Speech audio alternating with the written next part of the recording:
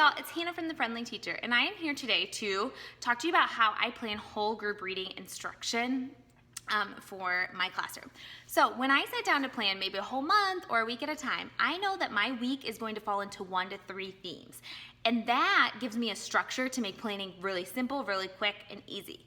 It's either going to be a new skill week, so that means it's a week that I am teaching a brand new skill to my class. So maybe we're learning cause and effect, compare and contrast, text structure, so on and so forth. Then we're going to focus on that skill all week. It could be a review week. The second theme is a review week, and that is usually going to fall around a holiday. So if it's Valentine's week, review week. If it's Christmas week, it's probably going to be a review week, because I can practice all those skills that we've been learning all year, but also make a holiday theme because everyone loves holidays in the classroom. Or it could be a novel week, and that means it's a week that we are reading a whole class novel. Now, typically those don't come to my second part of my year, but that means that we're focusing on all the skills with one novel as a class. So I'm going to go through and show you the framework for how I plan for each of those types of weeks, because having that framework makes planning so much easier for me. It does not take me long to plan. So if I am doing a new skill week, I am teaching a brand new skill. Monday is a whole group introduction lesson. This means that we are going to be doing a lesson that applies to their real life and takes that skill out of the book and actually applies it to their real life. For example, point of view, we do an interview where we look at the different points of view of people in our family. Something like that. Something where it's applying to their real life. Tuesday is the whole group instruction lesson that goes with a mentor text. So I'm going to be reading a picture book, and we're going to be doing something with that skill and that book. We might do other activities as well. Wednesday, I'm going to start off with like an introduction lesson whole class, but then they're going to do a small group project. So as you can see, we're scaffolding. We're going whole group, now we're at a small group project to work on that skill. Thursday, we're going to scaffold, go down even lower. They're going to do an introduction lesson whole class, but then do a partner project. So just them and one other person working on that skill. Friday, we're going to finish up, and they're doing something on their own and doing an assessment along with that so that I can see what they got for the week. So for example, I have these for all of the skills. If you want them, I'm also going to give you a whole free week. So for literal versus non-literal language, if you sign up below, you can get the entire week for free. You'll get all the lesson plans for every day, plus a small group lesson plan for every day. Things that are provided are things like maybe you're going to have task cards in your small group. There are full books provided for you and your students to do in small group with lesson plans, anchor charts, and anything that you would need for the lesson plans for a new skill week. So you can look at the whole bundle below or just grab the freebie by signing up for the emails. Now, that's a new skill week. That's how I plan it. Very scaffolded, very easy. I know what to plug in.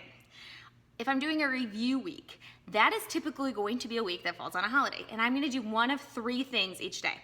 I might do a reading skill challenge. So I do those once a month, and those are challenges. They have 8 different challenges to kind of get to some type of a reward, but they work on all the skills. So for example, for like back to school, that first theme week, I use the mine as an assessment, and this makes every month I get to see what do kids still need to work on in the coming month, or what do they got done. So like for the back to school challenge, you know, they're gonna have 8 different challenges that they complete to see if they can make it on the bus. And they have like their little recording sheets and all that stuff.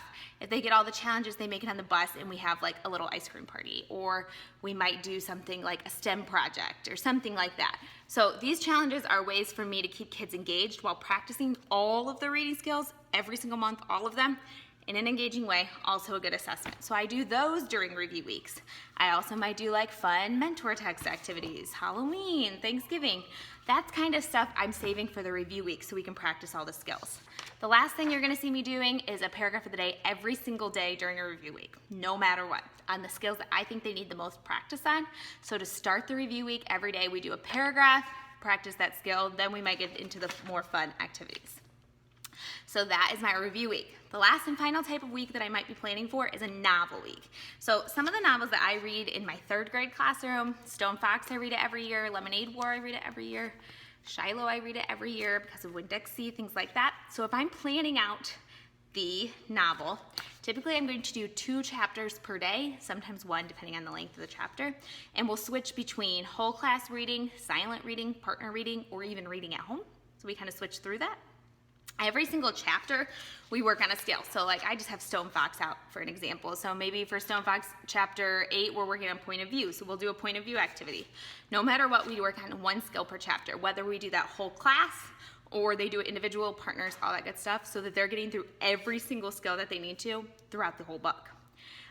Then we're gonna do quizzes and tests every once in a while.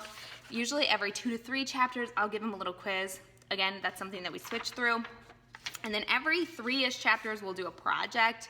Maybe they're making a mobile, maybe they're making a business plan if we're reading Lemonade War. So every about 3, it depends on the book, but 3 to 5 chapters, we're doing a project, and then they end the book with a test, and then they get to choose what big project they want for the end of the book. So just a quick wrap up, when I am sitting down to plan, I choose, is my week that I'm planning going to be a new skill week, a review week, or a novel week? That gives me the structure of what to plan easily Monday through Friday, makes my planning simple, makes it quick, makes it easy.